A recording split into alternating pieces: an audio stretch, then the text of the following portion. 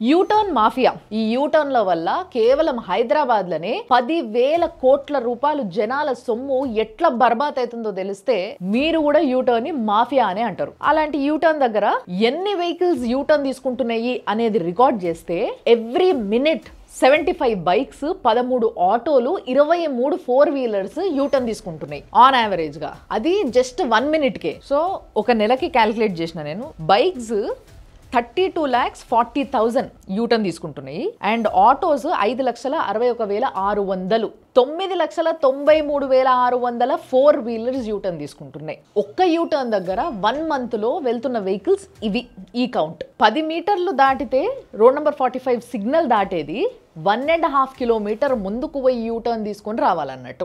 దీనివల్ల జనాల జేబుల నుంచి ఎన్ని కోట్ల రూపాయలు ఖర్చు అవుతుంది ఎక్స్ట్రా అంటే ఈ 1.5 కిలోమీటర్ ఎక్స్ట్రాకి నేను చెప్తా. బైక్ అంటే ఆన్ యావరేజ్ ఒక 40 కిలోమీటర్ల మైలేజ్ ఇస్తుంది కదా. సో ఈ లెక్కన నెలకి 1,29,60,000 రూపాయలు స్పెండ్ చేయాల్సి వస్తుంది. అండ్ నెక్స్ట్ ఆటో విషయానికి వస్తే 22,46,400 రూపాయలు 3 వీలర్స్కి ఖర్చు వస్తుంది. ఇక 4 వీలర్స్కి ఆన్ యావరేజ్ ఇప్పుడు సిటీలో 12 మైలేజ్ అనుకోండి, 1,32,14,880 రూపాయల ఖర్చు వస్తుంది. సో ఓవరాల్గా ఇవన్నీ కలిపితే ఒక నెలకే ఆటో కానీ, బైక్ కానీ, 4 వీలర్స్ కానీ, ట్రక్కులు కానీ ఏవైనా కానీ 2,84,21,280 రూపాయలు ఈ ట్రాఫిక్ సిగ్నల్ ఎత్తేసి యూటర్న్లు పెట్టినరు. ఆ యూటర్న్లకు కొంచెం అటు ఇటుగానో లేకపోతే యూటర్న్ దగ్గర నేను అక్కడ కానిస్టేబుల్ను పెడుతున్నారు. ఎందుకు?